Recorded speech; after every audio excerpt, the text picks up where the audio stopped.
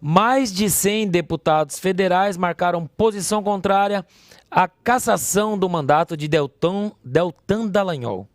O grupo de parlamentares assina manifesto em favor ao ex-coordenador da Força Tarefa da Operação Lava Jato. O manifesto foi protocolado na Corregedoria da Câmara dos Deputados nesta terça-feira. Professor Marcelo Rocha Monteiro. Olha, é importante que o Congresso reaja a essa decisão absurda, né, do ponto de vista jurídico. Eu não vou nem falar do ponto de vista político, né, mas é um tribunal. Então, do ponto de vista jurídico, é uma coisa espantosa, né? A gente já chegou a comentar isso em outras ocasiões, né? Você tem uma regra, né, uma lei que é restritiva de direitos, né, que prevê situações em que você não vai poder exercer o seu cargo, a sua função pública, você vai perder o seu cargo, você não vai poder ocupar o cargo para o qual você foi eleito, né? Então, toda norma restritiva de direitos, ela tem que ser interpretada ao pé da letra, ela tem que ser interpretada restritivamente. Você não pode ampliá-la. Tá? Se a lei disser que você perde o seu mandato por dirigir descalço, vamos dar esse exemplo aqui, um tribunal não pode, por 7-0, cassar o mandato de um deputado porque ele estava dirigindo de sandália. Tá? Porque a lei diz que ele perde o mandato se ele dirigir descalço. Tá? Então, mas você de sandália está quase descalço. Não, não é quase. Você só pode sofrer uma punição se você se enquadra exatamente naquela situação que a lei diz que merece punição. Então, a lei diz que vai ser punido se dirigir descalço. Você não está descalço, não pode ser punido. Né? Está de sandália, está com o pé aberto, mas não está descalço. Então, é isso. O que a lei diz é que o membro do Ministério Público que pede exoneração na pendência de um PAD, quer dizer, com um procedimento disciplinar instaurado, né? O PAD é o procedimento administrativo disciplinar, membro do Ministério Público que tiver um procedimento administrativo disciplinar instaurado contra ele, está instaurado, já existe, tá?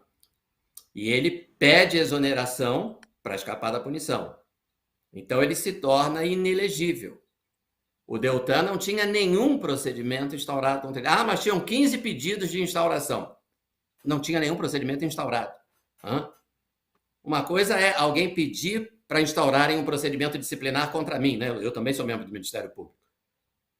Outra coisa é o Ministério Público instaurar o procedimento. Tinham 15 pedidos, mas não tinha nenhum procedimento disciplinar instaurado contra ele. Então, ele simplesmente não poderia ter sido cassado. Tá? É um erro crasso. Tá?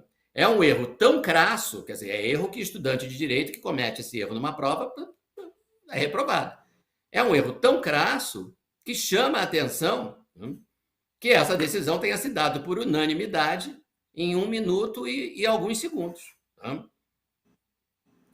De vez em quando, um ministro de tribunal superior cometeu um erro crasso, pode até acontecer, não deve, né? Mas pode acontecer. 2, 3, mas todos? E não teve nem discussão, ninguém falou, peraí, tem alguma coisa errada. A lei diz aí que tem que ter o procedimento instaurado. Ele tem uma certidão aqui nos autos dizendo que quando ele pediu exoneração, tinha 0 procedimento instaurado contra ele. Não estava respondendo a nenhum procedimento disciplinar. Ninguém cogitou disso. Chama muita atenção. Então, acho bom que a Câmara esteja reagindo, porque já basta um caso Daniel Silveira, né? O vexame que a Câmara dos Deputados deu, no caso Daniel Silveira, é algo de que tenho a impressão que alguns parlamentares hoje se arrependem. Obrigado, professor Marcelo. Antes de passar para o Paulo Souza, eu peço a todos que estão nos assistindo agora no Braddock Show, se inscreva no nosso canal, deixe o seu like, ative o badalo, tão conhecido badalo das notificações. E também você que está assistindo, pegue seu celular, tira assim, ó, lá, ó, TV aqui atrás, ó, tira uma selfie e marque @Braddock Show, que nós iremos repostar em nosso Instagram. Paulo Souza, passo para ti o comentário, meu amigo. Doutor Marcelo, eu fiquei com uma dúvida. Eu queria, se o senhor pudesse até sanar para mim. Se houvesse algum processo instaurado desses que o senhor mencionou, ele se encaixaria no que... Porque ele foi cassado a partir da lei da ficha limpa, foi isso, correto? Então, se tivesse algum procedimento instaurado, ele seria realmente... atenderia o critério da ficha limpa ou porque, pelo que eu tinha entendido, nem mesmo com um processo instaurado disciplinar ainda não se encaixaria na lei da ficha limpa, ou eu estou enganado? Paulo, eu vou responder só porque eu sou seu fã, viu? Embora você tenha me chamado de senhor e de doutor, que é uma coisa que eu abomino aqui. Mas tudo bem, eu vou relevar. Se houvesse um procedimento instaurado, aí sim poderia se entender que ele pediu a exoneração para escapar de uma punição. Então, teria agido de forma fraudulenta. Tá? Mas absolutamente não é o caso. Tá? Não é o caso. E veja, o Deltan é um procurador da República, é um sujeito que conhece direito. Né? Ele não teria cometido esse erro se efetivamente tivesse pedido exoneração numa situação em que fosse passível de se tornar inelegível. Claro que ele não cometeria. Então, daí a surpresa, o espanto, a revolta, a consternação, tá? Causada em toda a comunidade jurídica. É que nem todo mundo verbaliza isso, porque infelizmente tem muita gente que tem medo. Tá? Mas do ponto de vista jurídico, você não vai encontrar ninguém que defenda isso. Tá? É igual ao inquérito do Xandão. Né? Você não vai encontrar nenhum jurista, você vai encontrar um monte de jurista de esquerda dizendo que o Xandão é o fiador da democracia brasileira, mas você não vai encontrar nenhum que diga realmente os inquéritos estão absolutamente dentro da lei, dentro da Constituição. Isso não tem. Não tem porque eu convivo com essas pessoas e ninguém tem, porque você está dando um atestado da sua ignorância jurídica. Se ele disser que o inquérito lá das fake news é um inquérito plenamente legal, está dando um atestado de ignorância jurídica. Tá?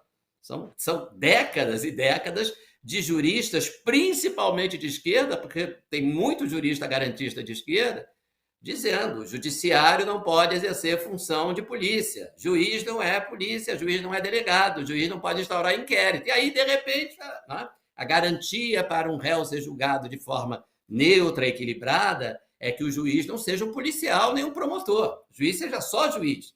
Fique paradinho ali esperando ser provocado por uma acusação. Tá? E aí chame o réu para se defender e, no final, chega a uma conclusão e julga.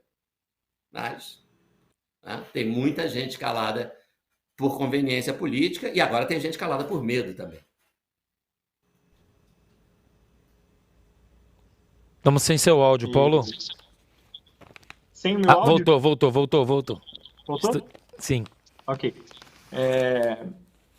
Retomando, como o Marcelo estava falando, né, eu acompanhei um pouquinho vários trechos da entrevista do Deltan ao Roda Viva essa semana, né, e dá gosto de ver realmente o conhecimento jurídico dele, esfregando na cara daqueles jornalistas militantes lá, travestidos de jornalistas. Na verdade, são militantes travestidos de jornalistas lá, tentando ensinar, fica até engraçado, né? Tentando ensinar direito ou tentar pegar um cara como o Deltan em alguma resposta, e dava gosto de ver. Eu assistia meio que torcendo, assim, né? Eu ia passando dos cortes de um vídeo para o outro e vendo assim, poxa, o que ele respondeu nessa? E não tinha, né? E aquela jornalista detestável, enfim, que eu não vou nem nominar aqui para não... fica só no ar, assim, aquelas caras e bocas de desprezo, assim, parando na frente do conhecimento do Deltan, né? Essa escalada autoritária que a gente está vivendo no Brasil não tem precedente, é perigosíssima. Essa semana, se eu não me engano, foram mais 3 ou 4 deputados do PL que foram cassados agora. Então, está virando corriqueiro, rotineiro, e eu reforço que o perigo que a gente tem quando a gente está vivendo um cenário autoritário como esse, né, é o fato da gente se acostumar com ele. E sem perceber, a gente vai se acostumando com esse cenário, né? As coisas vão acontecendo, a gente vai se acostumando com isso, né? Coisas que, por exemplo, 5, 10 anos atrás, nós logo já pararíamos, nós ficaríamos contra, nós, por estarmos nos acostumando com isso, a gente vai aceitando isso acontecer. Na semana passada foi o Deltan, essa semana foi mais 4, é desse jeito mesmo, né? É aquela teoria do sapo no sapo na água fervendo, né? Você joga ele, todo mundo conhece, você joga o sapo na água fervendo, ele pula de cara, ele vai perceber, mas se você ferve a água aos poucos, a gente vai cozinhar, o sapo vai cozinhar e vai morrer queimado, esturricado ali, e a sociedade brasileira hoje, com relação a essa referência dessa analogia aí, infelizmente a gente está sendo cozinhado, né, vivo, as nossas liberdades estão sendo tiradas paulatinamente, e a gente já nem percebe mais, a gente já não percebe quando a gente está falando, quando a gente vai escrever alguma coisa numa rede social e a gente pensa 2 vezes, não, peraí, será que eu posso escrever isso que eu estou... Quando que alguém deveria pensar... claro, a não ser que seja um crime, né? Eu vou falar um crime, não, vou ameaçar alguém de morte, vou praticar racismo deliberadamente ali, mas de forma geral, eu vou criticar uma autoridade, vou dizer que o ministro do STF é um canalha... Não, peraí.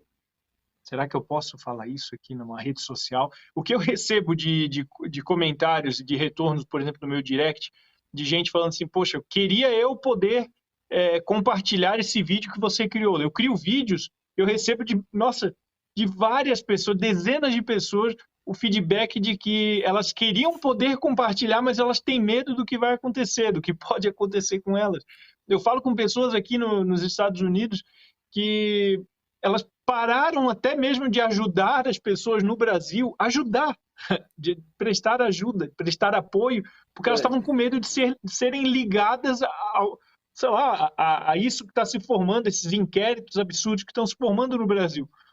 Então, são precedentes como esse, são perigosíssimos, né? Eu vejo essa escalada, eu não sei se eu tenho esperança, quanto de esperança eu tenho, né? Esse manifesto, um manifesto como esse, com mais de 100 deputados, deveria ter 500 deputados assinando esse manifesto, deveria ser 100, não deveria ser 100 deputados, né? É como se eles estivessem sendo lenientes com o autoritarismo, né? Com esse regime ditatorial jurídico no Brasil. Já começaram com isso, como bem falou o Marcelo, já lá no caso do Daniel Silveira, quando eles tiveram a oportunidade de barrar esse primeiro ato, primeiro não, né? Mas essa grande referência de um ato autoritário do jurídico da Suprema Corte Brasileira, e não fizeram. E agora, com a cassação do Deltan, deveriam ser 500. Alguns ali a gente até relevaria, né? Pessoal que é mais... que acha que o comunismo é assim mesmo, que não tem... que qualquer ferramenta, o que vale é o fim, os fins justificam os meios, ok. Mas a grande maioria, perto de 500 deputados, deveriam ter assinado um manifesto como esse, e mostra uma espécie de leniência, mostra uma espécie de...